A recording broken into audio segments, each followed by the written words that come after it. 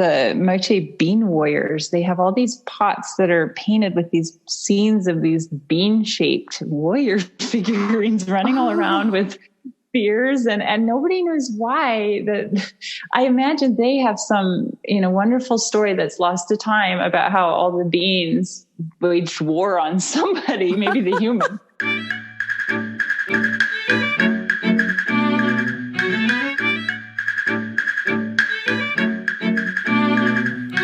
Welcome to Story Power, a bi-monthly podcast where my guests and I geek out about the stories we are passionate about in all different genres, styles, and formats. And we'll give a few recommendations to you, our listeners. Beware, possible spoilers ahead. My name is Lucinda Sage-Midgorden, and I started this podcast during the COVID-19 pandemic. As I watched the reaction of my social media circle, I noticed that many people turned to stories for comfort and help in making sense of the craziness going on around them. And as all good stories do, the world got even crazier. But, as Neil Gaiman says, fairy tales are more than true not because they tell us that dragons exist, but because they tell us that dragons can be beaten. Since I believe that stories have the power to show us the way and give us courage to keep going, I wanted to see if that was true for my guests as well. Today, we're recording episode number 18, and I am talking to Virginia Pfau Thompson. She's a colleague of mine at Cochise College. In fact, she is the department chair of the department that I am a member of. Virginia, welcome to the show. Thanks, Lucinda. I was trying to think how I met you, and perhaps it was when the pottery studio at the city was doing empty bowls and the Cochise College students were making bowls for that. It might have been that. I'm not quite sure. Do you remember? Yeah. I think meeting personally, that's probably the first time or the most likely culprit, because I've been involved with empty bowls ever since I moved to town and was excited to get the students involved. And I know you guys always helped a lot with setup and planning and all of that. So it must have been then. Sometimes you know someone for a while and kind of forget how you met. For you, I feel like we've just known each other a really long time, and I can't really put my finger on when we met. Yes, well, we have known each other a long time, and yet there are so many things that I want to know about you. Like, I know that you teach pottery and you're the department chair, but I know also that you've done a lot of travel and you're about to be involved in the NCECA Pottery Conference. Yes, I am. NCECA is the National Council on Education in the Ceramic Arts, and they have an annual conference in a different city every year. And I go about once every 3 years or so. This year I'll be presenting about some projects I've done with my Ceramics 1 class involving history and learning through making, and also using our virtual reality equipment to take the students on sort of a world tour. Wow, that sounds exciting. It's a completely virtual conference. So I was meant to speak live in Cleveland, and I was I would prefer to speak live, of course. Yes. And then when that event got canceled last March, they sort of let us express how we'd like to apply to participate again. And they were kind enough to let me participate as a virtual lecture. So I recorded my slideshow already and submitted it. And then it'll be a 20-minute recorded of what I, had put together, and then a 10-minute live question and answer on Zoom afterwards. Wow. So that'll be a new one for me. That's kind of exciting. Yeah, Barry went, yeah. I think it was 3 years ago, maybe, or 4 years ago, when they had it in Portland where we used to live. And we had a friend who lived not very far from the light rail and not very far from the conference center. So we stayed with her. That was really fun. I think I ran into you guys randomly at one of the presentations, and I was pretty surprised. We should communicate next time and team up if we go with the same. Yeah. And at that one too, funnily enough, I just got an email this week. I had gone to this really wonderful ramen shop in Portland, and I was by myself, and I had met some other ceramic artists. And I guess one of them we had decided we would do a teapot exchange. My details are fuzzy, but this person remembered that. And when they saw my name as a presenter, they emailed me and said, "Oh, hey, I'm excited to see you talking, and I want to see your performance, and do you still want to exchange teapots? And I said, heck yeah, because I'm all about teapots. So really? We'll be mailing teapots to each other. Well, that will be cool. Well, I wanted to do something different with Story Power this time around and have talk to people who are musicians and artists, because to me, all of the arts are really about telling stories. So not just books or movies or television shows, but other kinds of art that tell stories. And when you and I emailed, you said, well, I don't know if teapots tell stories, but I know that you have traveled, and I am sure when you did that, you went and saw artwork, and, visual art to me tells a story. Barry and I took a trip around the world in 1996. That was one of our goals, was to see lots of art and architecture and things. And it was like really interesting to just stand there and look at a painting and see what the story was behind that painting.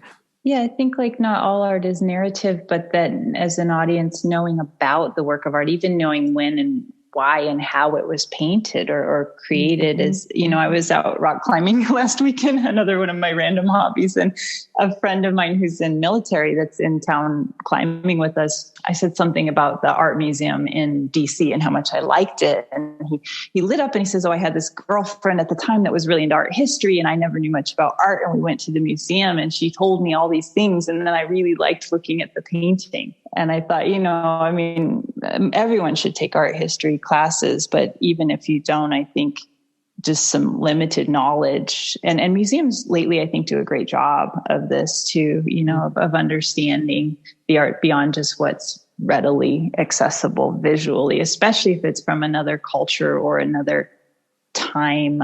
I did travel a lot, and I lived in Japan first I went to the UK my junior year in college on exchange, and I studied at Cambridge, and I traveled all around hitting off the main, art history book museums on my spare time. And then 2 years later, after I graduated, I moved to Japan, and I ended up living there for about 5 years. And one of my favorite things in Japanese art, which was extremely narrative that I'm thinking of right now, is the scroll paintings, and especially the ones of when the Europeans showed up. And it's really funny because, they had never encountered so many Western people before. They'd been relatively closed off. And so the way they painted the Westerners, they all had red hair and pale skin and huge noses. And they were like 2/3 bigger than all the Japanese people in the painting. And these scrolls just roll on and on. They usually don't display the whole thing, but they were just, you could see little street scenes of this encounter. And I've been studying that, actually, the East and West encounter in East Asia for both sides for a while. I've thought about maybe studying it on a sabbatical, because I think also the way that the Westerners encountered the East Asians and how they misinterpreted or creatively interpreted certain things can be quite amusing too. But yeah, definitely those scroll paintings come to mind. And then also Japan has some really wonderful folk tales. And when I lived there, to try to understand the culture, I would read, and they even had kind of regionalized folktale books.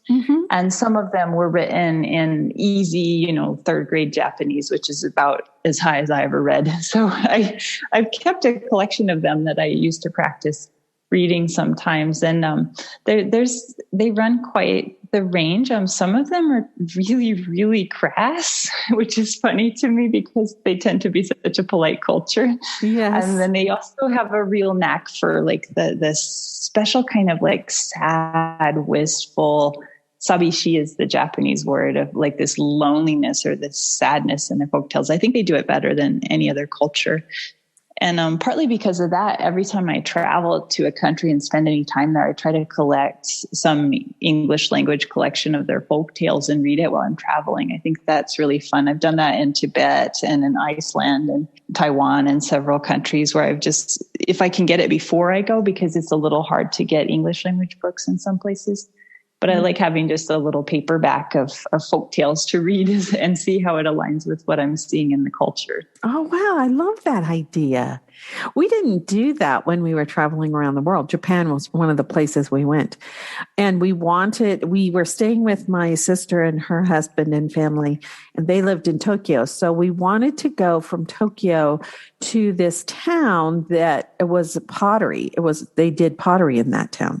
So we get on the train and we're probably 10 or 15 minutes out. And an announcement came and said, oh, there's been an accident on the line, and so we're going to be rerouting you. Well, after about 2 or 3 hours of trying to get to this town, we finally decided, okay, because we had 2 children with us, my niece and nephew. And we just turned around and went back. But we didn't get to go to that town. That was so sad. Well, but when I travel, I like those little things because it gives me a reason to go back. I always try to leave something that I really wanted that I didn't get to for that purpose. I mean, there was some really interesting artwork that we did see. And this was in a department store, but Barry is really into bottles. I don't know. That's just one of the forms that he really likes. So their department stores are like tall stories and each floor is a different department. So we went and saw some beautiful pottery at this one department store. And then, of course, we went to see some temples, and you can always see beautiful artwork there at the temples. So we did get to see artwork. It just wasn't, we didn't get in Japan. We didn't get to go to to see it as much as we did in Europe or Australia or India. Well, and actually the department stores in Japan, strangely to me, are really respected venues for art. So I've seen like $10,000 tea bowls for sale in the galleries. And when I was studying ceramics in Japan, we had a show. We were required to participate in a department store show. And so I had to have sets of tofu dishes and rice bowls, and they had to be perfect. They were all inspected. And if there was one flaw in the whole set, they got, the boot. And then we had to stand there in business attire for a week and greet all the guests and show them around our exhibit. And I did actually I think I sold all the pieces in that exhibit. This school I went to in Nagoya was, I didn't know when I signed up that I would have to paint flowers on everything. And I like painting well enough, but I'm not really big into painting on my pottery. But that was what you had to do. So I found all these other ways around it because everyone was a better painter than I. And so the series I had in there was these high altitude, because I love mountains. So I went climbing, and these high altitude weed plant flowers that only grow above, certain elevations. And this mountaineer woman, I guess, came in and was like, oh, I know that flower. Its name means the flower that grabs onto the rock so that it stays. And she bought these teacups, even though I think they were pretty clumsy compared to all the others, but she liked that it was these high altitude little scrappy little weed flowers. That's great. I love that I had painted. Yeah. And then I cheated by collecting ginkgo leaves on my bicycle ride to school and just using them to mask the glaze. The other students were very shocked at my behavior, but I think it went fine. Oh, I like the shape of ginkgo leaves. Those are and they're culturally very meaningful too. It's a very ancient, I guess the ginkgo tree is a living fossil. And the first place I lived in Japan was in Sagaken, which was near Nagasaki, which of course is one of the famous sites where a bomb was dropped. And there's a temple there you can visit where the gate is half still standing and half collapsed. And it has 2 huge ginkgo trees that had been badly burned, but are still alive. So the bark is kind of away in places where it's just black and shiny like charcoal, but then the trees are alive. And I went when they had their leaves out and were yellow. And that really was it's been meaningful to me. That was something special. And those are some other stories in Japan too, which was interesting. I was just remembering to some of my students at the college that my first week of teaching junior high, second grade in Japan, which would have been like 7th, 8th grade here. The teacher asked me to stand in front of the whole class and read a story in the English book about the Hiroshima bombing. And I felt a little uncomfortable. Oh. And I was afraid they would all, throw papers at me or hate me or something. It was a really weird experience, but they have an interesting sort of relationship to that history. And I spent a good part of like 2 years reading this famous comic book series about Barefoot Gen, Hadashi no Gen, who was a young man who actually was in junior high at the time in Hiroshima and experienced it firsthand. And he made, in English, it's only a 3 series, and it's changed. It's watered down quite a lot, but in Japanese, it's like 5 or 7 books long, and it took me a long time. But that's another type of storytelling I really, really loved in Japan was the manga, and they have comic books about literally everything. There's one about Furuta Oribe, who is the famous aesthete and tea master and retainer of Lord Nobunaga, who really liked tea ceremony. And you being close to ceramics might have heard of Oribe ceramics. He didn't make it. He curated that style. He would go visit with the kilns and tell them what he liked and what to make more of. And his taste became very popular, and Oribe ceramics was tremendously popular for a while. And then when they had a shift of leadership, the kilns closed down because everything associated with the former leader, was a bad idea. And it had a resurgence in like the 1970s. And so you can get some nice Oribe pieces now. But there's a whole comic book about him and an anime that they have in English that we watched as well. That's kind of cool. Interesting. I don't know. I really enjoyed being there. We went to the movie. They had a couple of friends. We all went to the movie together. And that was interesting because it was like 10 floors, and each floor was a different theater showing a different movie. And I think that there were probably like 1,000 people maybe in this. Yeah. Theater. Oh, it was. And of course, it was really interesting because the movie that we went to see was the very first Mission Impossible movie. And there are some jokes in there that, of course, we got, but the Japanese didn't get. So it was the 6 of us laughing at these jokes and nobody else was laughing. And I went to, where I lived was pretty rural and remote, and there were like maybe 100 foreign people in the whole county and the whole prefecture, but they would show the movies in English with subtitles, the American movies. And I would go with my Japanese friends. And I remember there was some Western film that came out that my friends had a lot of questions afterwards.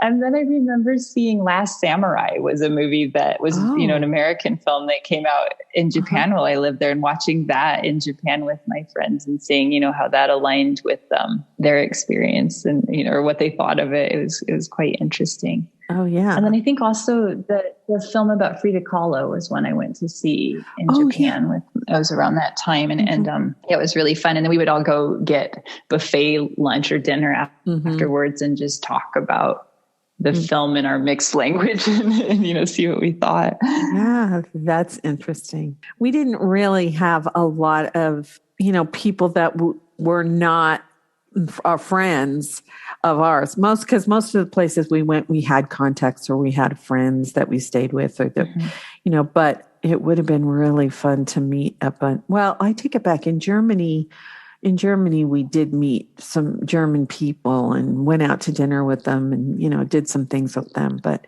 most of the places we were just with our friends and our family. And yeah. But it is nice to have people who live there and have learned a little about where to take you and where to go. Yeah. Living in Japan teaching English was really special because I actually requested to live in this very rural county because I had met another student at Cambridge that was from there. And I thought, well, that sounds like fun. And I might be the only person that ever asked to go there. So they sent me right over there and they put me in this little rice farming village. And I actually come from a wheat farm in Colorado. So I felt very much at home, and I was the only foreign person in my town. And they would, I was their foreign person because I was also a teacher. And so people would like randomly show up at my door with homegrown tulips for me and just give me all the snacks. I love the snacks. And I received so many glorious snacks, and I like to share snacks around too, and it was interesting to be a visual minority for the first time in my life and, but also like sort of locally famous in that way. And I decided, they wanted me to join the volleyball team because the Canadian woman before me was a very good volleyball player. And I'm like the worst volleyball player ever in the world. And I'm like, yeah, no, thanks, even though I'm kind of tall. So I decided, well, I would join the taiko drumming team. And they didn't really want me, but they didn't want to say no. And they just didn't know what to do with me because they were farmers and they didn't speak much English and I didn't speak much Japanese at the time. But I was like, well, I have good rhythm. I've studied music. I can do this. And so I just kind of was like, hi, I want to join your drumming team. And they couldn't really get rid of me. But we all got along really well, and I stayed on the team the whole 3 years. And then, near the end, we'd go around and play like at festivals and stuff. And usually there's quite a lot of drumming teams. They just like locally tour, and we would attract attention because this big white girl with frizzy hair was playing the odaiko. And then they would the news would interview me afterwards because I spoke Japanese by then. And I would just go on about, which was true, how wonderful it was to be on this team and how much fun it was. And so then they loved having me because I brought more attention to them than the other teams. And they said, oh, can you ask the next English teacher to join the drumming team? And I said, I will definitely let them know that it's awesome and that they should consider it. But of course, the next person was a soccer player from Jamaica. So I don't think he ever joined the drumming team, but I made sure that he felt invited. Oh my gosh, I love those intercultural. I mean, even though we only spent, in India, we only spent 6 days, but, we were in Japan for 3 weeks, I think. So, and Greece, we were in Greece for 3 weeks. And so after a few days, you kind of get into the rhythm of the culture and how things work. And I really liked that. So I think it would be really fun to live in a different country for a while. Yeah, I really liked it. And I ended up being about 4.5, almost 5 years in Japan. And the interesting flip side of that, Lucinda, is that after that many years, I studied the language and I have a decent aptitude. And so I could really understand most, normal things. Mm-hmm. And the funny thing was after all that time, I really felt like I understood a lot about culture and language, but they still saw me as someone who had just gotten off an airplane. And so although I confess, I would sometimes play that to my advantage and I would play dumb if they were, if they were going to go ahead and assume I couldn't understand them, I would just bide my time and decide if I wanted to let them know that I understood what was going on or not. Took a little advantage. They're such a wonderful country for host and guests, and they'll invite you, especially if you're an obvious guest. They really want to make sure that you get to enjoy things and have a good time. And so, I went around and visited. There's the 6 or 7 famous ancient kilns that have been around for at least 800 years or whatever. And I went and visited of those as I could. And I would go in and say, I'd speak all my Japanese and be like, hi, and they would show me things. They'd take me backstage and show me all their seaweed water. And so this one kiln I went to, I think it was Hagi, they have this really gritty, sandy clay. And so they actually make a seaweed soup instead of water that they use when they throw out of not food grade seaweed to make the clay slip through easier. And so they would just, if you have language, you can just kind of access things. And they were very happy to tour me through everything. So I feel like I got kind of insider track on a lot of the kilns. I would love to go back and take a group of local potters or students and tour some of the Japanese kilns and visit again. It's been 20 years since I was there. So I bet a lot has changed. Oh, yes. I would like to go traveling outside the country again. It was, 96. That was 25 years ago or something. Yeah. But, well, and I might go to Michigan this summer and I'm stoked out of my mind. I might fly in an airplane and go to Michigan. This is the plan. If COVID allows, my sister's having her 40th birthday in a lake cabin there. And I thought, man, Grand Rapids, I've never been there. This is exciting. I know. Yeah, there are lots of exciting places to go, even in our own country. Yeah, right. Yeah, these days, if I go to Tucson, it's quite the outing. That's right. I think Tucson is this amazing treasure trove that you kind of have to work for. A friend of mine moved from El Paso, and I gave her my personal list of all the things I love in Tucson. And when I was reading through this list, I was just so amused at how random it was, and remembering how I found these different things there in Tucson. But mostly we go for the concerts at the Rialto and the Fox. And then there's this tea shop, this 7 Cups fine Chinese tea shop that's kind of a wonderment there. Yeah, I think that there are lots of really interesting things in Tucson. It's just that I guess Barry and I are kind of at the time of life where we're homebodies and we're busy creating our things at home, and being tourists isn't such a great thing, except there is I hope it's still there, and I can't remember the name of it, a really great Spanish restaurant that we used to go to when we would go to the Arizona Theater Company. We had season tickets and we would go to the Spanish restaurant. Yeah, we had been, a friend of mine and I both quite like the opera, and we had been going to a lot of the Arizona opera productions. And we had decided that the main opera hall in Tucson we weren't so keen on. So the next time we went up to Phoenix. But then they had the smaller productions they do at this much older, smaller theater. And you can, and they're cheaper tickets too. And we ended up sitting right out front they had the opera about Frank Lloyd Wright. And we were sitting just front row, basically in the orchestra, watching that production at this smaller venue, kind of downtown. And they had an art gallery on the second floor too. I like that. I want to try to go to more shows there. And I think I won't even be so picky about this show. I think I just like that venue. Mm-hmm. Well, when I was in college, this was when I was in undergraduate, and I had graduated with my religious studies degree, but I was adding theater and speech to my degree because I was waiting for Barry to graduate. And we would go up to Minneapolis because where I went to college was in southern Iowa. And we would go to the Guthrie Theater.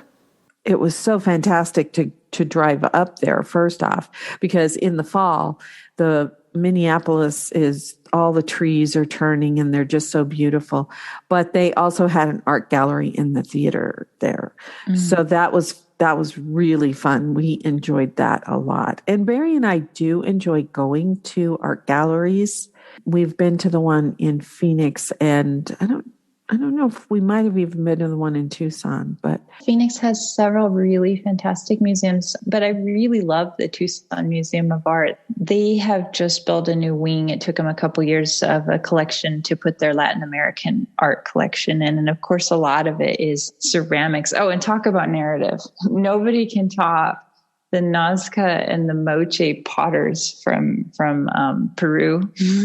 They're just some of the most delightful things. And they happen to have, one of the pots they have is something I've known about for a while, but I hadn't seen one in person. And it's the Moche bean warriors. They have all these pots that are painted with these scenes of these bean-shaped warrior figurines running all around with spears, and nobody knows why. That I imagine they have some, wonderful story that's lost to time about how all the beans waged war on somebody, maybe the human, because all these pots are just covered with these paintings of these bean warriors just going to battle.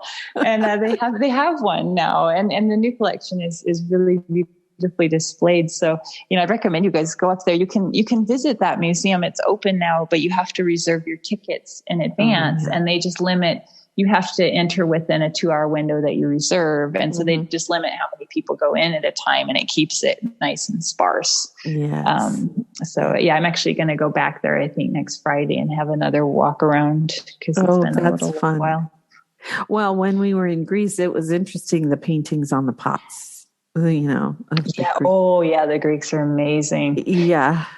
And it was interesting too, because when we were in England, we stayed in Glastonbury, which has the Glastonbury Cathedral, the ruin of the cathedral, but also the tour is there and you can climb up the tour but we took a driving tour with somebody who was a tour guide who lived in Glastonbury.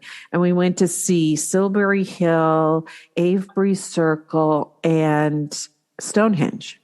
which is not very far from Glastonbury. All of those are fairly close. And when we were at those places, especially when we were at Avebury Circle, I was touching the stones and saying, now these short stones have a different vibe than the tall ones. And, and the guy said, oh, well, it's so funny that you should say that because the short stones are the male stones and the tall ones are the female stones. And they're from different places. And, so we were touching all them. Well, at Stonehenge, you can't touch the monument. No. They had it. I went as a younger woman and they had it well roped off and you know, like one direction and all that. Yeah. Yeah, that kind of killed the vibe a little, but I respect it. Yeah, right. I know. I do too. But when we got to Greece, you could not touch anything. They had guards there and they would whistle at you if you were touching things. And so it was really a totally different, vibe. Because I'm kind of a tactile person, I guess. Me too. I just loved touching, going into the West Kent at Longborough little, where it was a burial mound. And, I was touching the sides. Couldn't do that in Greece at all. Yeah. And of course, the interaction of, I'm always amused at museums that have guards rather than barriers. And I've been to a few shows where I wonder if it's part of almost a performance art, the person there keeping us from touching those tempting objects as opposed to like signage or the velvet ropes, But yeah, talking about the Greek pottery too, there's just so many wonderful historical narratives on pottery. We have closer to home, we have the Mimbres potters of Western New Mexico, right? And they have these wonderful animals painted on their work, but they're also pretty narrative too. They have basket carrier figurines and they have symbolic geometric patterns and they have, turkeys ripping apart millipedes for dinner. And they have this really kind of narrative quality. And I like to tell students that like all of those pottery, looking at the Greek, ancient things, etc., was just the old school television, right? Because nobody had, you probably had your local storyteller, but I don't know about you, but I can't memorize long blocks of information like that. So I think that some of the pottery would just serve as like a reminder or a starting point or a way for someone to remember a story they had been told by someone else, just sort of visual clues. And I think, traveling around the pot, gives you that sense of movement on those Greek urns and things. But I find it very hard too, because pottery is such a tactile object and it's meant to work with the human body in a special way. And I always want to know, what is the balance and how heavy is it? And does the lid fit more than one direction? And I've almost gotten into trouble a few times, but I've never broken anything or gotten caught. I'll just say that. Well, Barry used to make covered boxes and the lid on the box can fit, in lots of different directions. I agree with you. I love touching. Of course, when we were in Paris, we went to the Louvre. And right after we paid, the workers went on strike. So you could only go to certain... We wanted to go to the Impressionist wing. Unfortunately, we couldn't do that. But we were kind of ticked off about that. So we did not go see the Mona Lisa or... some of the things that they were letting us go see. So we went to the Musée d'Orsay instead, which used to be a train station and they turned it into a museum. And we got to see Impressionist paintings there and some sculptures. I think there were some Rodin sculptures. They have great sculptures at that. Yeah, I love the Musée d'Orsay. I almost kind of preferred it to the Louvre. I think it was more manageable. I get really exhausted. So I need like Tucson Museum's about the right size for me before I start to get worn out. I get tired too at museums. But this one was fun because I can't remember if it's Monet or Manet that paints that bridge, the same painting of the bridge. Probably Monet. Yeah, he loved bridges and haystacks. Right. I did not realize they were so huge. And then when we were in the Netherlands, we went to the Van Gogh Museum, and that was fabulous. Yeah, I haven't been to the Netherlands, but I do. I went through a huge Van Gogh phase, I think right before my Manet phase. So in my late teens, I go through these fangirl phases with artists or genres, I guess, because now I'm all about these, the Nazca Potters of Latin America. Right. I've been on a kick there for about a decade. I think it's fun to just kind of see, we have access to everything now anyway. It's kind of remarkable. I was explaining to my nieces when they visited a couple years ago, the life before the internet, because I was a teenager when we had our first dial-up desktop computer. And I used a computer for the first time in junior high school. And, now I can just whip out my phone and order an original block print for my husband for Christmas and hang it on his wall. So yeah. Well, the other place that there were a couple of other places that I wanted to say something about. One of them was we got to go into Notre Dame, and I just started bawling when I saw the sculpture of Joan of Arc. That was the highlight of Notre Dame to me. Not the windows, not the not the other sculptures, but that one sculpture of Joan of Arc. So I was really devastated when they had the fire. It was like, yeah. Was the sculpture okay? I think the artwork was all okay. I think they saved the artwork, yeah. But the other place was, we went to Scheveningen, which is, and I'm probably not even pronouncing it correctly, but it's in the Netherlands. And we went to this little museum, and it had a 360-degree painting of the coastline and this famous hotel there. And then it seemed like we also got to see some Vermeer paintings at that museum.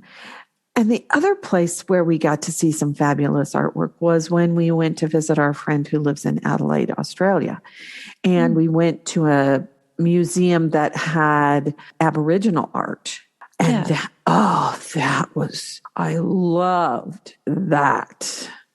Yeah. Museum. And they also have a lot of symbolism and narrative in their designs and patterns, don't they? Yeah. I've not been to Australia, but it seems like all the global cultures that have this, I hate calling them primitive cultures. I think there's got to be a better word. I like to call them pure cultures, the ones that haven't piled on all the technology and the bureaucracy, right? That it seems like all of the people, humans, they make these symbols and patterns and designs. And it's amazing to see what's similar among cultures, certain patterns or certain is kind of universal, which is delightful.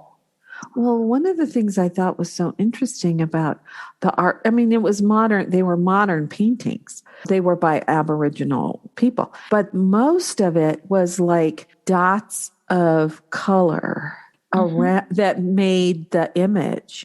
So that it was like, in a way, it reminded me of pointillism, but only it's all color, and it was all this beautiful, the colors were so bright and so vibrant, and I don't know. I could have stood there and just looked at the paintings. There's a lot of energy in the way that colors and patterns play, and talking about, what you were talking about, all of these museums, I was thinking about how, art is a narrative. And I think painting is probably the easiest place to really see it. It's like it's an indirect sort of asynchronistic narrative, so I was thinking back when you were talking about the museums of Paris, I think the one that struck me the most was going to the Prado and seeing Guernica.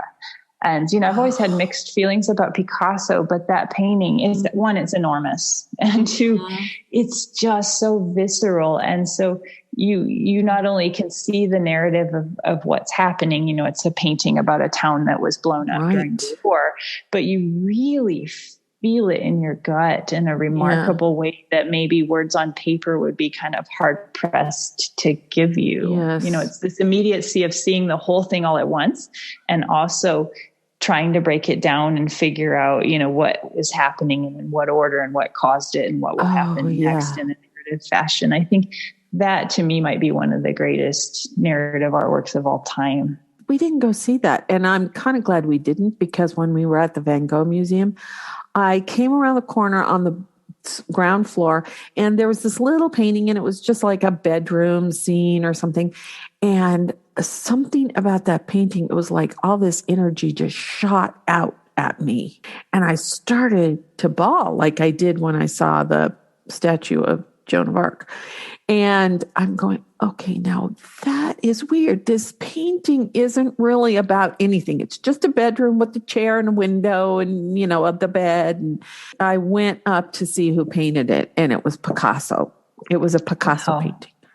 And it was like his energy was still in that painting. And that's how I felt when we went upstairs to see the Van Gogh stuff. It was like, even though we couldn't get very close to the paintings, the energy was still there. Yeah, He has a really particular, I guess every really famous artist has some particular form of energy that just kind of goes through all their work. Mm-hmm. Yeah.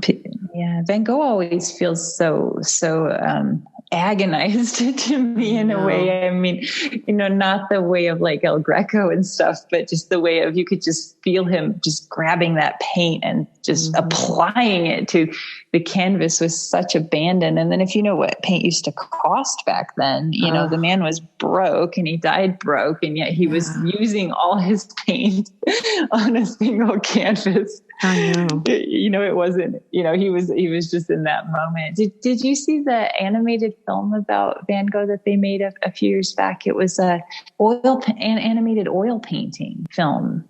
That sounds they showed it. Yeah, they showed it at the Little Theater in Tucson, and then I've been meaning to buy it for myself on Blu-ray. But it's the world's first animated film that was made with oil painting, and it's just remarkable. I think that sounds familiar, and I even have images in my head of that, but I don't know for sure. I feel like you're someone who would likely have seen it. I forget I think they called it Loving Vincent was the title.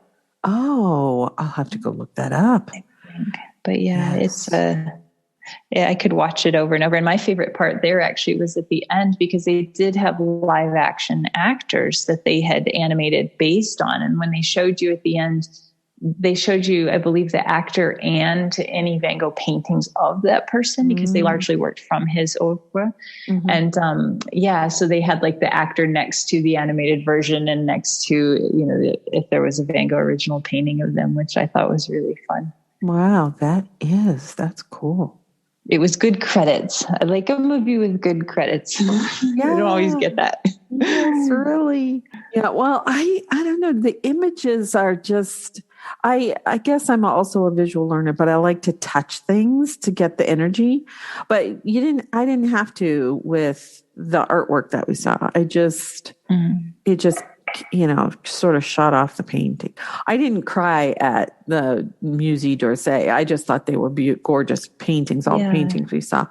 But there were 2 or 3 times when I just saw some artwork that just took my breath away. And Guernica just kind of paralyzed me and made me cry. I just kind of was stuck where I was.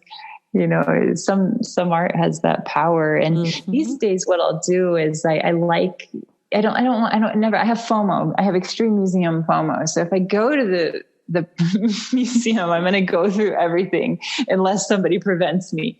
And I'm going to go through it like a speed walking pace. And then I'm just going to cruise scanning. And then the one that catches my attention, I'll go give it however much time I want to give it. And then I'll move on through. And the other thing I started to do at some point in my 20s when I was in Europe was I realized it's just as much fun to watch the other people interact with the art. And so I would camp out in rooms and watch other people look at art, and I'd make up narratives about them in my head. And I think that's one of the things that on the crib sheet you gave me to think about. I realized my whole life, and I don't know if this is normal, but my husband seems to think it might not be normal that I like make up all these stories about everyone. And that like my last neighborhood, everyone had a nickname that I assigned to them that they didn't know about. And they were all narrative. And we had these like probably just completely completely untrue stories we would make up about the semi-antisocial neighbors at the end of the block they had a punching dummy in their garage. And I think that was what my stories centered around, but we never even met them. But I had this whole narrative about that house going on. And it's kind of unfair, I think, especially when sometimes I forget that I'm making things up and that they're not real. And I might take that into reality a little too much. But I don't know. Do you think that's something normal for people just to make up stories about all the other people? I think that we do that. We just don't claim it because, when somebody does something to you, you make up this story about they're yelling at me because of blah, blah, blah, blah. But really, it might not be that at all. It's just a story in your head, We make up stories in our head all the time about things that happen to us or experiences that we have. And Barry and I will say, we'll be talking and he'll go, remember when we went and did blah, blah, blah, blah. And I'll go, no, I don't remember that. And he goes, you don't remember that we did it? No, I don't remember that. Or he'll say, don't you remember when we saw this movie? And I said, honey, I've never seen this movie. Now, when I say I've never seen a movie, he believes me because I remember images of the movie and dialogue and stuff like that. And he'll go, I can't believe that you weren't with me when I saw this movie.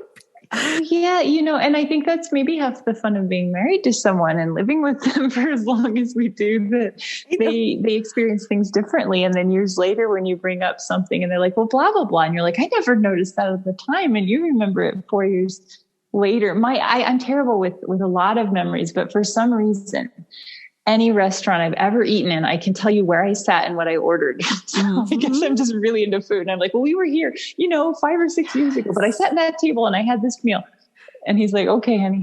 But he doesn't dispute me on that. That's, for some reason, that's my strong memory. I was listening to a podcast recently on psychology, and they were saying how small children don't know that everyone else doesn't experience what they're experiencing. And so they'll come home and they'll say, oh, well, the red ball, something on the fence. And the parent will say, well, I wasn't at school with you today. You're going to have to give me more.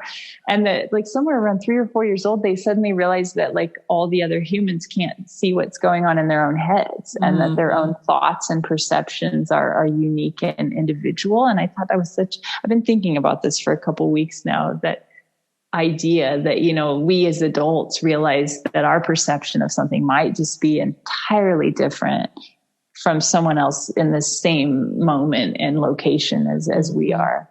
Well, and I journal a lot when I travel. I don't journal in my regular life. I'll do things like for 1 year. One year I wrote a haiku poem every day for a year. I'll do a photo a day.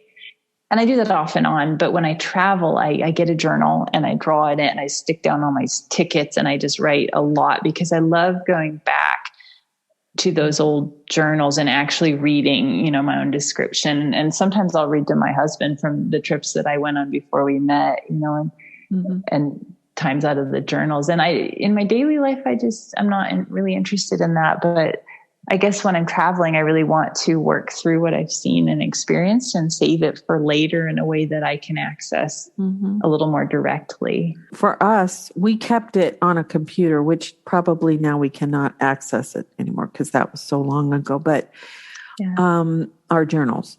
But places like India was such a culture shock that I had to journal about it, because the colors are gorgeous, and we got to go see the Taj Mahal, and you go through this huge, it's they call it a gate, but it's sort of like this tunnel building, that you go through, and then you come out of it, and right in front of you is the Taj Mahal.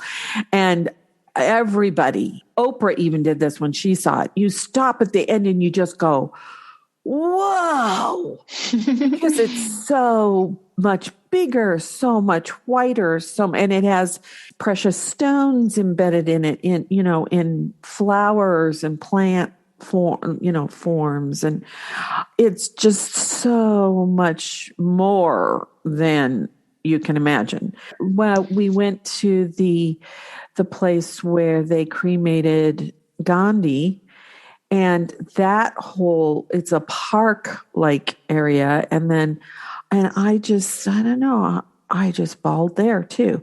But it's just so, the energy of India is so different than here.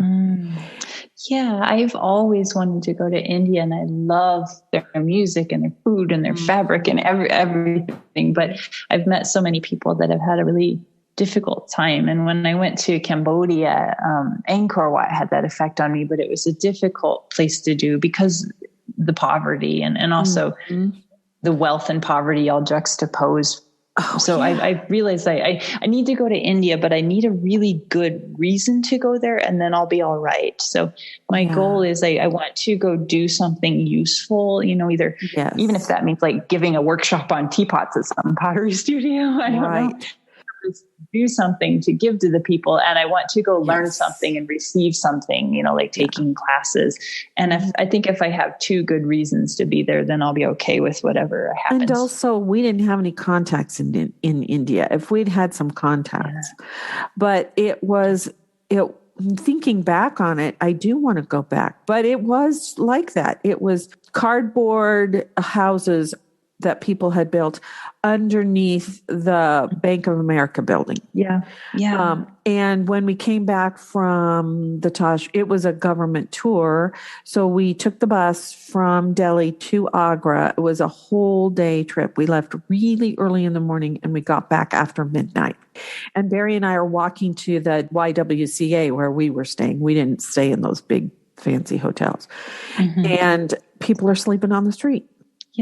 We had to kind of step over people on the sidewalks. Yeah. And I've been to multiple places, but, I imagine Cambodia might be the most comparable to that, where you had people picking through trash cans looking for food. And then you had, these expensive SUVs almost running them over. And it's not about being poor, right? Because in Laos, everyone's poor, but everybody's kind of equally poor, and it's a nice time. But in Cambodia, it's that really wealthy people and really poor people and no mobility and I went out sightseeing, and like Angkor Wat is enormous. Actually, it's like hundreds of square miles of things to see. And there's all these children there trying to sell you these woven bracelets. And I'm thinking, kids, you should be at school, but aren't you cute?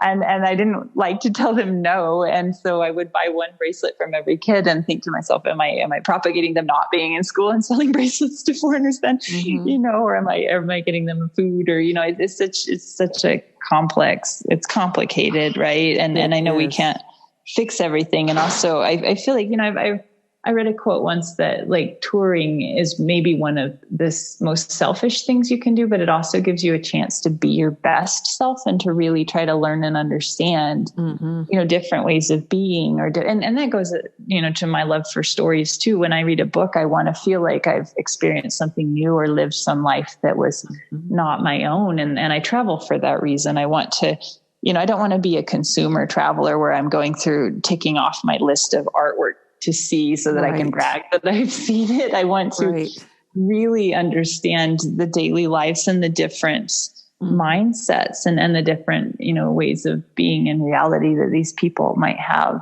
from my own experience. And I actually really like, until it gets like scary, I like being way out of my comfort zone and, jumping into some very random thing. But then, I wonder too, to what degree I really understand what's going on, but I think trying matters. Yeah.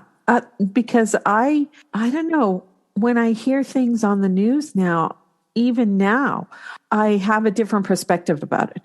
I don't have the closed-minded American perspective about it. I think of it in a totally different way when things are happening in other parts of the world. Yeah. Even places that I haven't been, but especially places that I have been.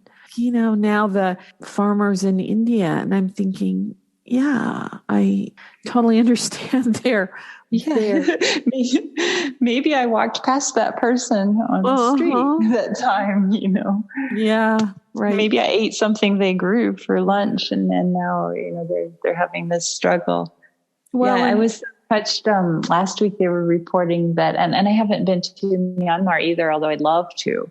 Yeah. And they were reporting how the people were protesting the coup, and they were using the hand signals from that Hunger Games movie. And just that juxtaposition has been stuck in my head. The idea of this, sort of dystopian narrative science fiction story that I think it was an American author wrote. Yeah. And these people all the way across the world have seen it and understood it and are utilizing it and making it an actual real part of culture is really special and weird. Yeah, that is. Oh, wow. Yeah. Well, symbols and images, I just am interested in them.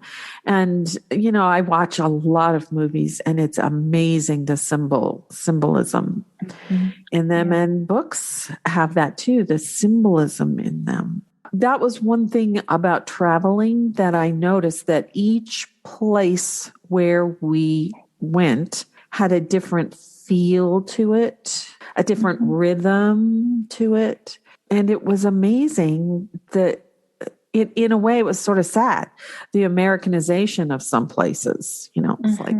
Yeah. I remember being in Nepal in the early 2000s and seeing all these Britney Spears posters on the walls and just being like, okay, I guess, she's cute, but this is a little weird. Don't you have your own pop stars? There's really people running all over here. And the whole Coca-Cola thing too, the artist Ai Weiwei, who's one of the most prominent contemporary Chinese artists, and he's always getting in trouble.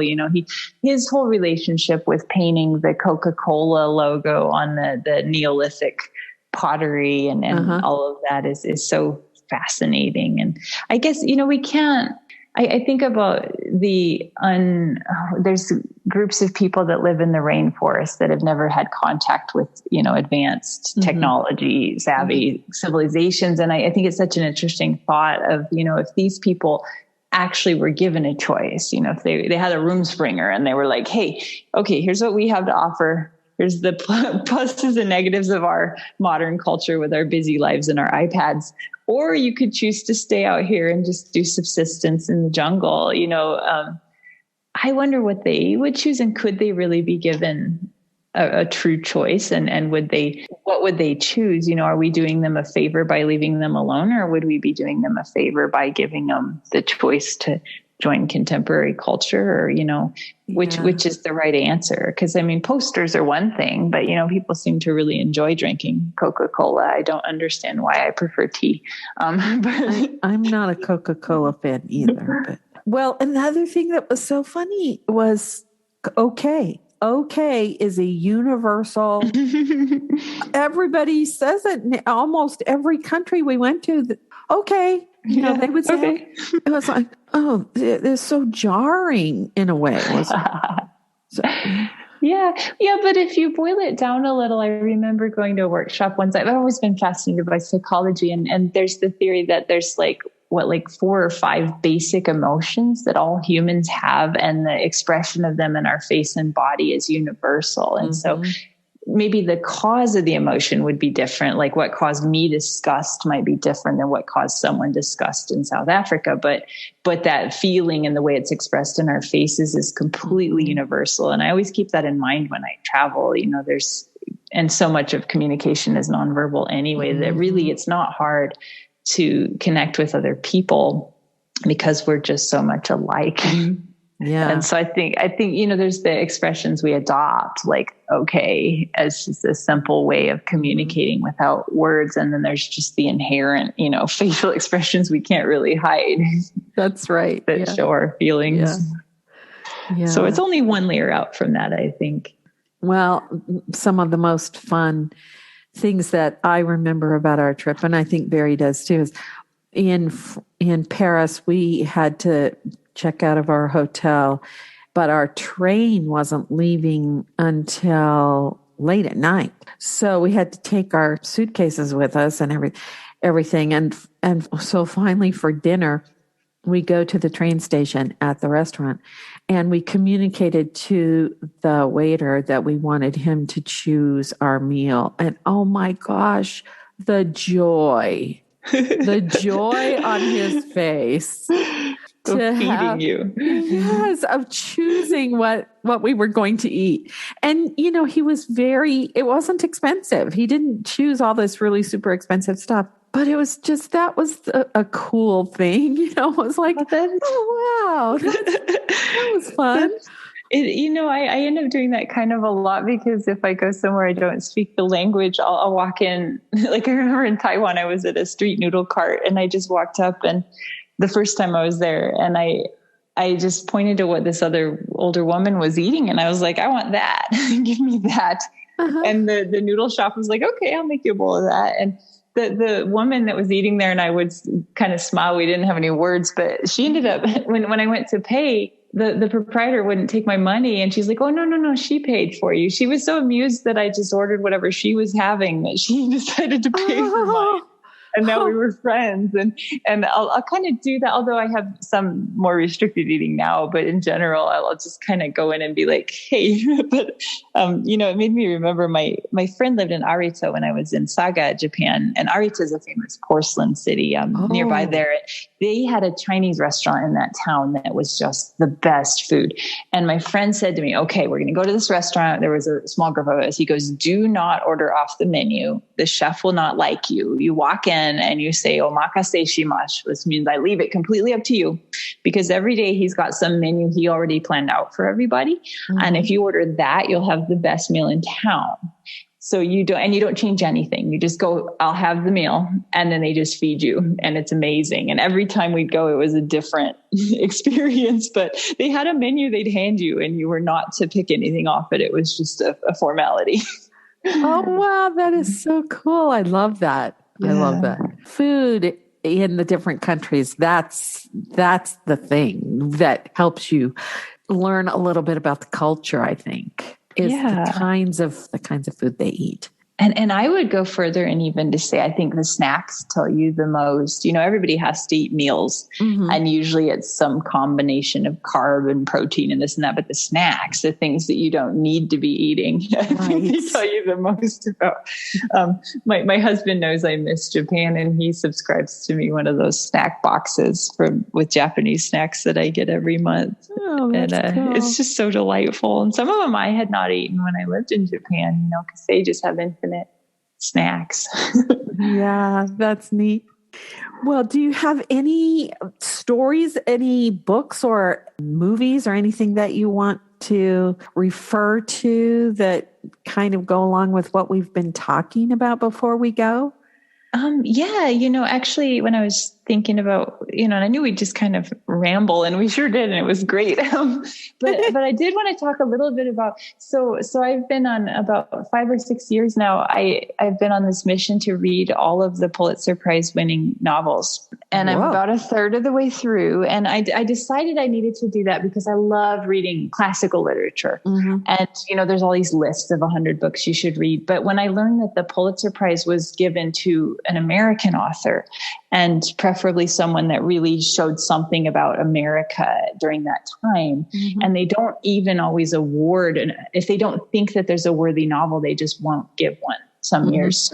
So I decided I would read them all. And I'm reading them kind of randomly. And a lot of them I'm doing as audiobooks. But one of the more recent ones I had read that I really liked was called The Goldfinch by Donna Tartt. And it's about this painting of a goldfinch, and it starts in an art museum. And I won't spoil her any more than there, but it's just absolutely absurd and amazing, kind of like almost a hero story. It's crazy how many things happen in this book that are unexpected, but it's all centered around this little painting of a goldfinch from a museum. Oh, wow. I have that on my list. On my to-be read list. Oh my gosh, my to-be read list is so long. Well, and that's the other thing. I do have lists of like books that people whose opinions I respect told me to read, Yeah. but I like that the Pulitzer Prize, there's less than 100, right? There's about, I think 96 or so novels right now, but I'll never finish because they'll still give one every year. So once I've gotten through all of the books on the list, it'll still be an ongoing project, which I liked. So I've focused on that largely with my free time reading for the last 5 or 6 years. And like I said, I do a lot of audiobook now because I can't sit still. And so I can be making pottery while I listen to stories. Yeah. It's interesting to me how stories are told. And I think visual art and music they tell just as much of a story as anything with words. Yeah, they really can. I think too that you can get so much more emotion with putting a track of music behind a scene, than just having it played out with silence behind it. Well, are there any other books from the Pulitzer Prize winning list that you just loved or that have stuck with you?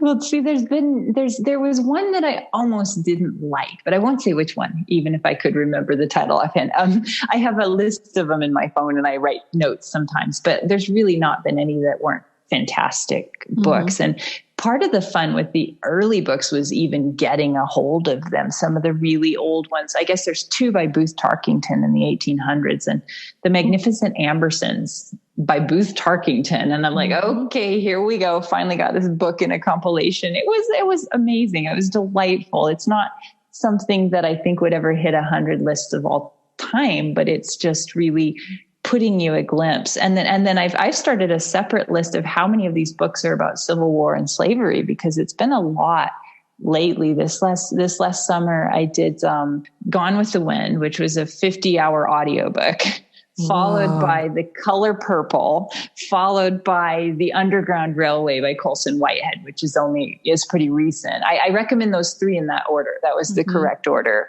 Although I would add in maybe a few more. Right now, I just finished The Known World. But yeah, the ones I think my personal favorites, just because I like their style, would be The Goldfinch, and then also All the Light We Cannot See by Dorr was just brilliant. And then The Overstory by Richard Powers. And these are all within the last decade. The Overstory was told from this interwoven narrative all around trees. And I learned so many random tree facts, but also the characters and the stories and the way they were woven was really delightful. So it was this mixture of like environmental science nerdery and human narrative. And then I look forward to seeing what comes next too. I just kind of hop at random, and it's partly based on availability or just what I feel like, because I have to read them all in one way or another. And I never set out to read them in order. Some of them I had already read, in high school literature and things like that. But it's just been interesting. And also now I'm surprised that I feel like every state-sized library should have the whole collection. And I wonder that they don't, because it is fewer than 100 books. But yeah, some of them have been almost impossible to get, which is part of the fun. Oh, I kind of understand that, because I don't know why, but I got this in my head that some of the classic movies that I really love, I wanted to read the books they were based on. And the very first one I chose was The Valley of Decision. And it took me a long time to get that book. Yeah. I had to, and I finally found it used at really inexpensive price. But there are some that I would love to read, but the books are like $50 or $75 or something. Yeah. And then some are old enough that they're past copyright, but then you still have to figure out how to get them for your e-reader, or, like the Tarkington ended up getting this whole compilation of like all the Pulitzer Prize winning. So it had like the play and the nonfiction, and I didn't read the rest of it though. I was only, going for that, that novel. But yeah, some you can kind of get as free downloads. But I think more and more these days, audiobook is my favorite way of reading, especially if there's a good narrator. Oh, yes. Well, I I am only just now getting into audiobooks. And the woman that owns Get Lit bookstore here in town has these organizations that she's a part of where you can get audiobooks, and then part of the proceeds of you buying the book goes to her store, or ebooks, or even physical books now since COVID happened. And so I'm going to start buying more audiobooks, I think, because there are some books that I would love to read, but they're really old classic books. I mean, like in the 1700s classic books I'm talking. And the language is difficult, so difficult. So listening to those kinds of books are easier. Yeah, well, and then there's subscription plans. So I use a Kobo e-reader, and they had just a $9 a month add-on you get one credit for one audiobook a month. Oh. And you keep the credits if you don't use it. And so it's like $9 for whatever audiobook they have. They don't have, the biggest collection, but they have a lot of stuff that I want. And that's kind of nice too, because I know, audiobooks are quite expensive because you have to pay someone to sit there and read the whole thing and record it. And all of that. I've done some of that too, but how do you purchase the audiobooks through our local Get Lit bookstore? I didn't know that was an option. It's www.getlitbooks.com, and then she has links for it's Libro FM are the audiobooks, and Hummingbird, I think it's Hummingbird Books is the link for the ebooks. There's another one for physical books. Bookshop.org is where you can buy the physical books. And if you go to her website and you click on the link, then she gets the credit for it. Okay. That's great, because I really prefer supporting local businesses. And I try, with my online shopping to do what I can locally. And I was unaware that there's a way to kind of, so the ones I'm having trouble finding, I'll add that search to my looking for them. Yeah. That's a good idea. And she might be able to help you too. Her episode is airing on the 17th of February. So those links are in the show note for her episode. Great. Yeah, I'm with you. I have to turn away from these big conglomerates and support the people who are struggling so much because everything's shut down. Yeah. Well, and not just because of the shutdown, I feel that our communities have lost so much over the years because of big box stores and because of companies like Amazon. And as much as I do shop there, whenever it's possible for something local, I like to go buy my banjo strings over at the little music shop on Fry Boulevard, even though I could just order them online. But, but I like going in there and trying to do a little something. And they're only marginally more expensive. But as a craftsperson who sells handmade objects, I think I have a different perspective on local business. Well, and Barry struggled with this, and you probably have too. People just don't want to pay enough for the artwork, and they don't realize the time and effort that went into creating it.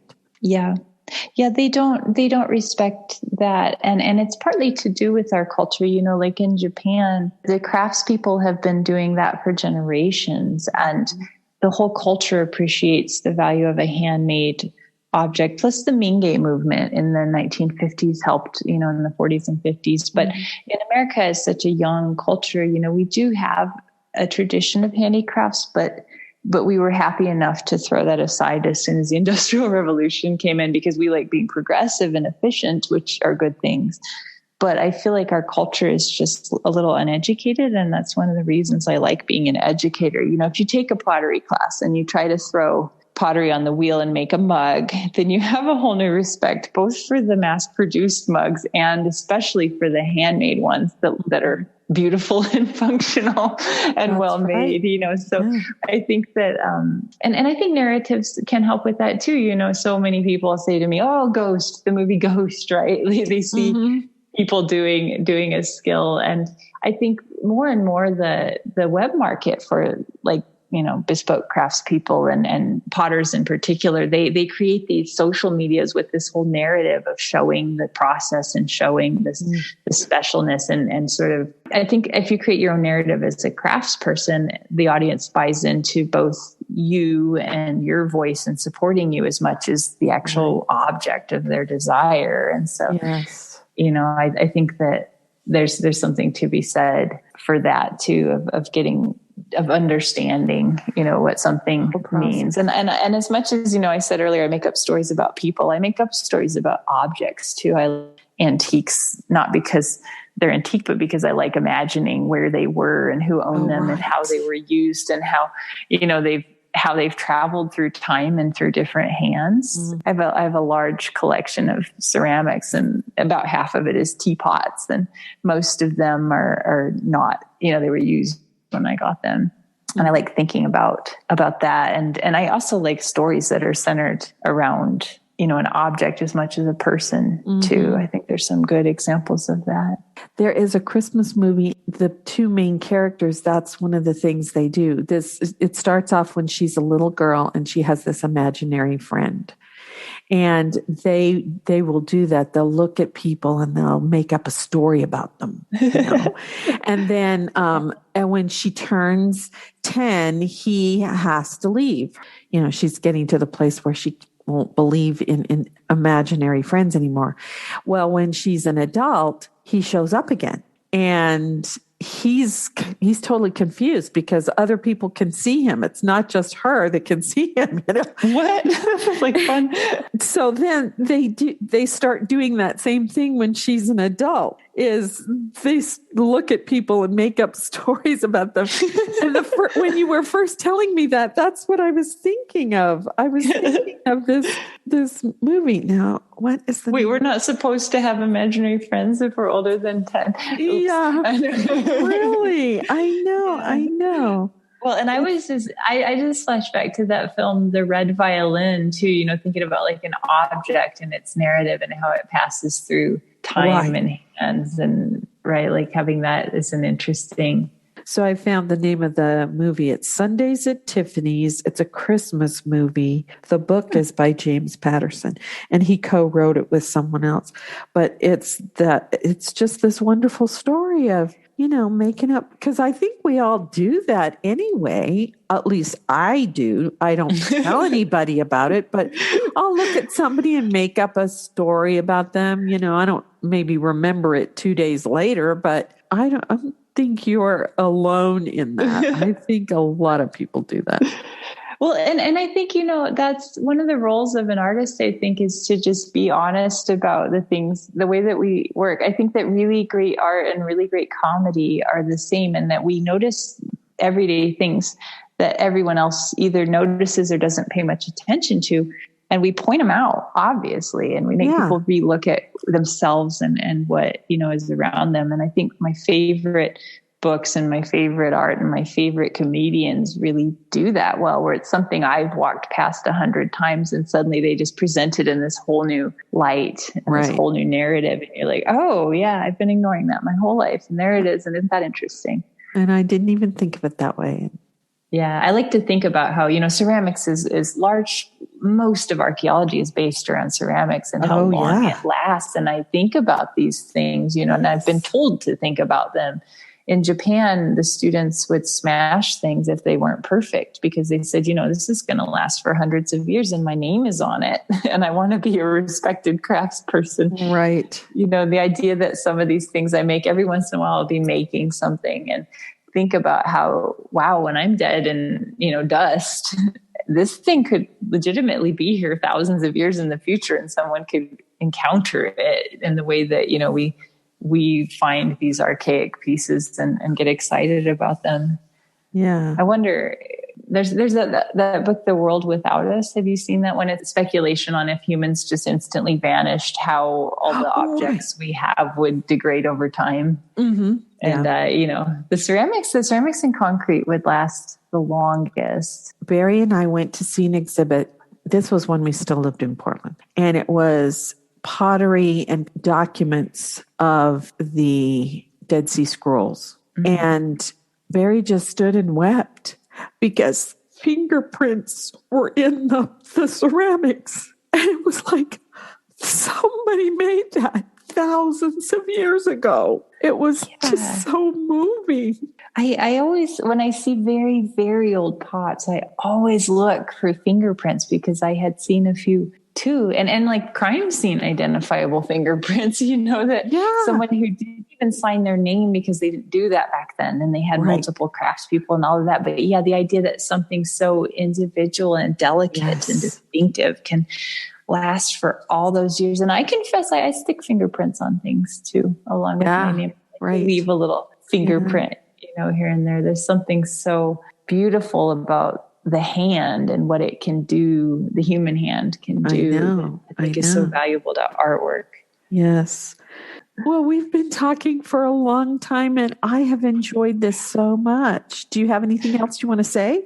Me too. I think you've got plenty to work with. But it's been so interesting to hear about your travels and stories and to get ideas about books and movies from you.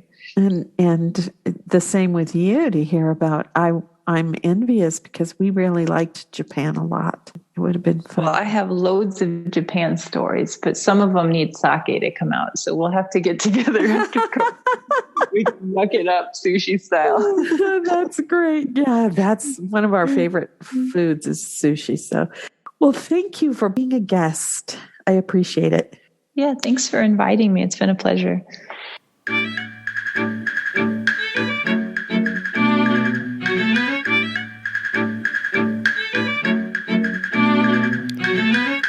I hope you enjoyed the show. If you like what you heard, please share it with a friend and give us a review on your favorite podcast app. It will help people find us. You'll find the show notes for this episode at my website, Sage Woman Chronicles at sagewoman.life. You can leave a comment there. And remember, as Philip Pullman said, after nourishment, shelter, and companionship, stories are the thing we need most in the world.